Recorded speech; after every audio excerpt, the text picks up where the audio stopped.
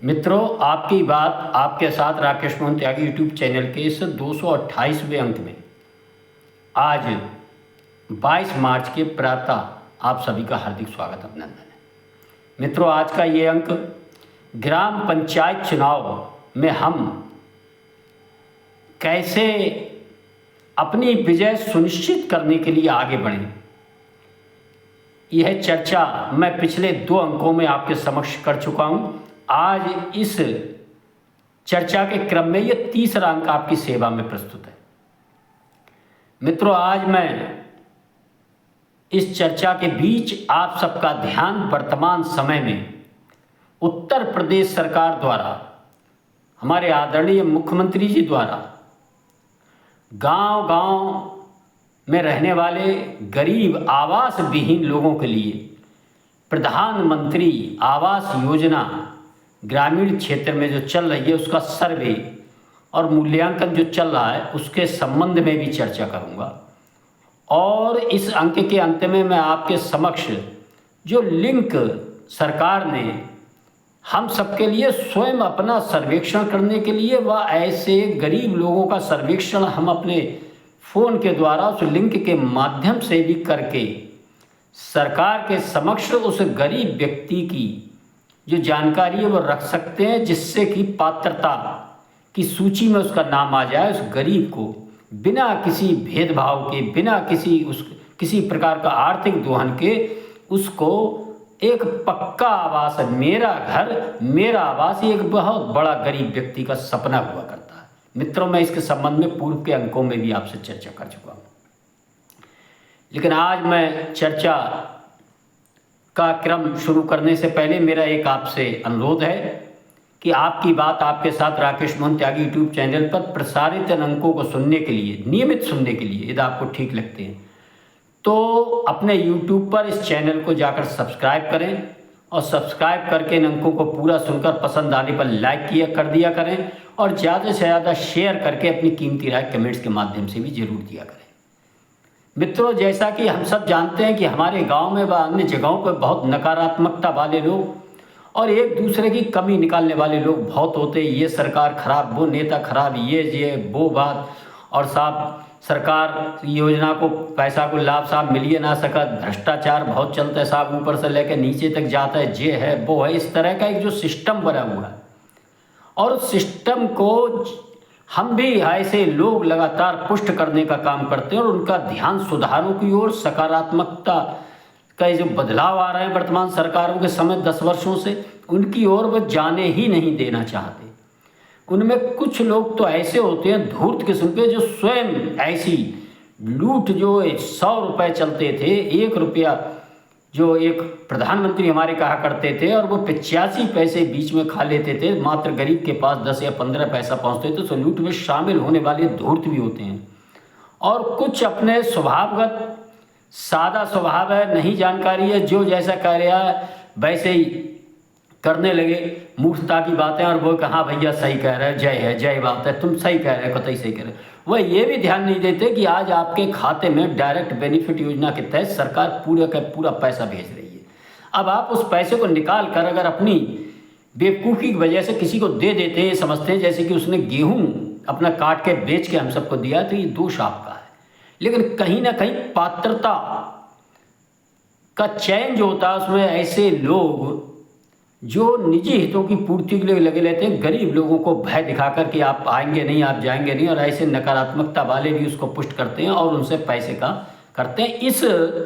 प्रधानमंत्री आवास योजना में भी गांव-गांव कई जगह ऐसी शिकायतें आ रही हैं। मैंने आवश्यक समझा कि इस योजना के बारे में एक बार मैं पुनः आप सबके समक्ष अपनी बात रख सकूं, जो खास तौर से ग्राम पंचायत, क्षेत्र पंचायत और जिला पंचायत चुनाव लड़ने की इच्छा रखते हैं। ऐसी छोटे छोटे जाति समूह में रहने वाले गांव में लोग, वह सक्सेना हो सकते हैं, वह वाल्मीकि हो सकते हैं, वह पंडित हो सकते हैं, वह मौर्य हो सकते हैं, वह पाली हो सकते हैं, वह भुर्जी समाज से हो सकते हैं, वह मैथुन समाज के लोग हो सकते हैं, वह दिवाकर समाज के हो सकते हैं, वह जाटव समाज के हो सकते हैं, किसी भी समाज के जो ऐसा समझते हैं कि हमारी जाति इस गांव में, इस क्षेत्र में उतने बहुमत में नहीं है कि हम आराम से जीत सकें। और कहीं ना कहीं आत्मविश्वास की कमी के कारण उनके मन की बात मन में ही रह जाती। मित्रों, जो ऐसा नकारात्मकता का भाव मैंने पूर्व में कहा था कि लगातार हर दूसरे पर उंगली उठाते रहते हैं, मेरा ऐसे सभी व्यक्तियों से अनुरोध है, आज उंगली उठाएं और उंगली ऐसे नेतृत्व के लिए उठाएं, अपने गांव से एक ऐसा नेतृत्व चुन के दें जनता के बीच कि इसको चुनिए, ये इसके एक पैसा खर्च मत होने दीजिए, इसकी ईमानदारी के साथ चुनकर आगे बढ़ाइए। ऐसे छोटे छोटे जाति समूह, गरीब परिवार के पढ़े लिखे नवयुवक हो सकते हैं, वह रिटायर्ड सरकारी कर्मचारी हो सकते हैं, वह चाहे पुलिस हो, सुरक्षा बल हो, अध्यापक हो, जो गांव में अपना सेवानिवृत्ति का जीवन व्यतीत कर रहे हैं, ये तो अच्छे हैं और वह जनता के सुख दुख में सहभागी होते हैं, जनता के बीच उसको सरकारी योजनाओं को लाभ बिना किसी हित के लगातार दिलाने में सहयोग करते हैं। ऐसे लोगों को ग्राम पंचायत की राजनीति में आगे बढ़ना ही चाहिए और ऐसे लोगों को हम सबको बढ़ाना भी चाहिए। मित्रों, राजनीतिक दलों के जिस राजनीतिक दल की सरकार होती है, वह सरकार जो जनहित की, गरीब हित की, सनातन हित की, राष्ट्र हित की जो योजनाएं बनाती है, उन योजनाओं को अक्षरशः नहीं, पूरी तरह ईमानदारी के साथ जो सरकार की मंशा उसको लागू करने का काम निश्चित ही सरकारी कर्मियों को मशीनरी का, लेकिन इसकी देखरेख और इसमें सहयोग और इसके देखभाल की जिम्मेवारी उस राजनीतिक दल के बूथ स्तर पर रहने वाले, क्षेत्र में रहने वाले छोटे बड़े सभी कार्यकर्ताओं की। मेरा ऐसे सभी कार्यकर्ताओं से अनुरोध है कि गांव-गांव में जो ग्राम पंचायत में आवास योजना का सर्वेक्षण व अन्य योजनाओं के जो सर्वेक्षण चल रहे हैं, सरकार ने आपके लिए 1076 एक नंबर दिया है और आदरणीय मुख्यमंत्री जी ने स्वयं कहा है कि यदि कहीं भी किसी भी योजना में, खास तौर से आवास योजना में यदि कोई पैसे की मांग करता है या कहीं भी कोई गलत गतिविधि आप होते देखें, ज़्यादा से ज़्यादा ऐसे गांव से जहां भी हो रही है, ऐसे लोगों से 1076 नंबर पर जो निःशुल्क उस पर फ़ोन करा के आप सरकार को ऐसी गतिविधियों के बारे में सूचना दे सकते हो और ऐसे गरीब लोगों का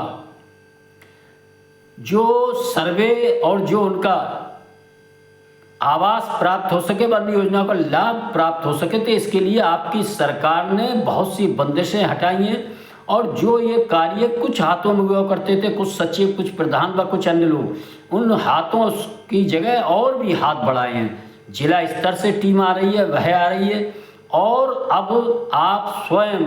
एक लिंक मैंने दिया हुआ है, जो इस अंक के आप खोलेंगे, जो थंबनेल है वो पूरा उसमें मेरा पीएम हाउस वो पूरा एक बना हुआ है, उसके ऊपर आप देखेंगे महीन अक्षरों में, उसको आप लेंगे तो वह लिंक है और उस लिंक को अपने फ़ोन में खोलकर आप किसी भी गरीब व्यक्ति के लिए आवास दिलानी हेतु उसका सर्वेक्षण कर उसका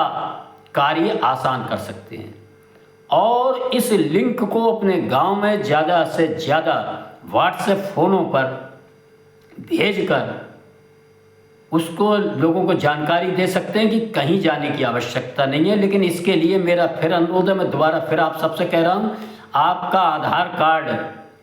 अपग्रेड होना चाहिए, फ़ोन नंबर उसमें लिंक होना चाहिए, आपकी बैंक की पासबुक होना चाहिए। सबसे बड़ी आवश्यक चीज़ है कि आपके पास इस आवास योजना का पात्रता उन्हीं लोगों को मिलेगी जिनका मनरेगा का जॉब कार्ड है। और मनरेगा का जॉब कार्ड जिन मित्रों पे नहीं है, जिन परिवारों पे नहीं है, मेरा ऐसे चुनाव लड़ने वाले ग्राम पंचायत में ऐसे सक्रिय समाज सेवी हों, भारतीय जनता पार्टी के कार्यकर्ता हों, बूथ स्तर के हों, छोटे स्तर के,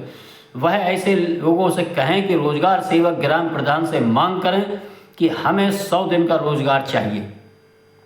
और वह रोजगार के लिए रोजगार जो जॉब कार्ड है, जॉब कार्ड बनेगा। यदि जॉब कार्ड नहीं बनता है तो आप अपने BDO खंड विकास कार्यालय पर शिकायत कीजिए, अपने प्रधान से कीजिए और इसके बाद भी नहीं सुनते, केवल एक हाथ के हाथ मिलना चाहिए। तुरंत 1076 पे करें कि हमको जॉब कार्ड उपलब्ध नहीं कराया जा रहे हैं, हम मजदूरी मांग रहे हैं, गरीब लोग हैं और उसके लिए इसलिए नहीं दिए जा रहे हैं कि हम प्रधान सरकार की आवास योजना की पात्रता का लाभ ना उठा सके। ऐसी सारी जानकारी अधिकारियों को दीजिए, अपने नेताओं को जरूर दीजिए ज़्यादा।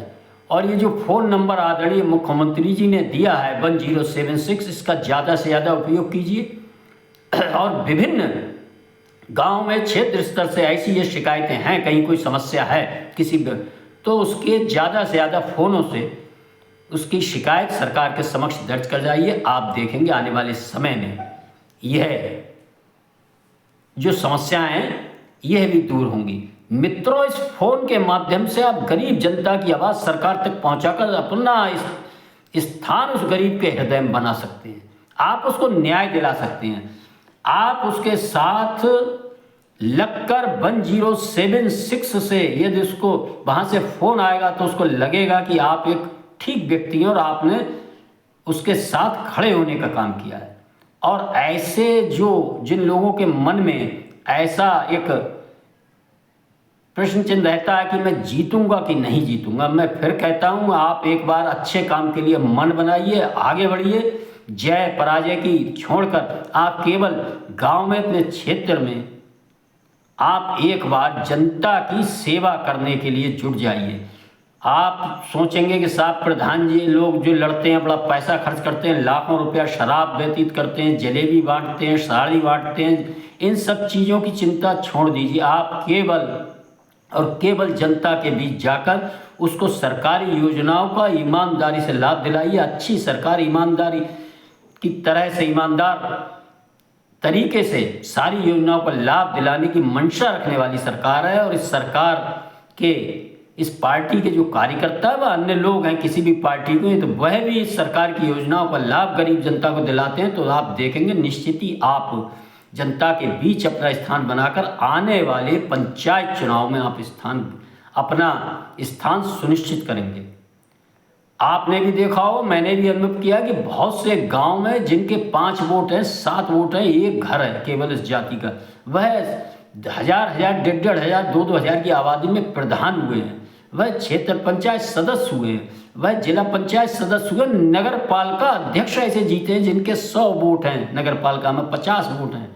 उनका कारण यह था कि लंबे समय से जनता के बीच सेवा का कार्य करते रहे निस्वार्थ भाव से, और उनके साथ जिस स्थिति थे लगे रहे। जनता सब देखती है, समझती है। नकारात्मक बात करने वाले, नकारात्मकता फैलाने वाले, हर एक पर उंगली उठाने वालों की बात छोड़ दीजिए। आप एक बार माँ जगदम्बे का ध्यान कर इस नव संवत्सर 30 मार्च से लग जाइए अपने इस अभियान में। और इससे पहले ये आवास योजना की अंतिम तिथि 31 मार्च है, इसलिए मैं ये इस अंक के माध्यम से आपका पुनः आप सबके समक्ष विनम्र निवेदन करता हूँ ऐसे लोगों से कि वह अपने अपने गांव में लग जाएं और इस आवास योजना का ज़्यादा से ज़्यादा लाभ दिलाएं। आगे भी मैं इन अंकों के माध्यम से आपको इन चुनाव में कैसे सीढ़ी दर सीढ़ी आगे बढ़ना है, अपनी बात, आपकी बात आपके साथ करता रहूँगा। और आपसे इस अंक में मैं विदा लेता हूँ। आप सबने सुना, इसके लिए आप सभी का बहुत बहुत धन्यवाद। जय श्री राम, जय श्री वाल्मीकि भगवान, भारत माता की।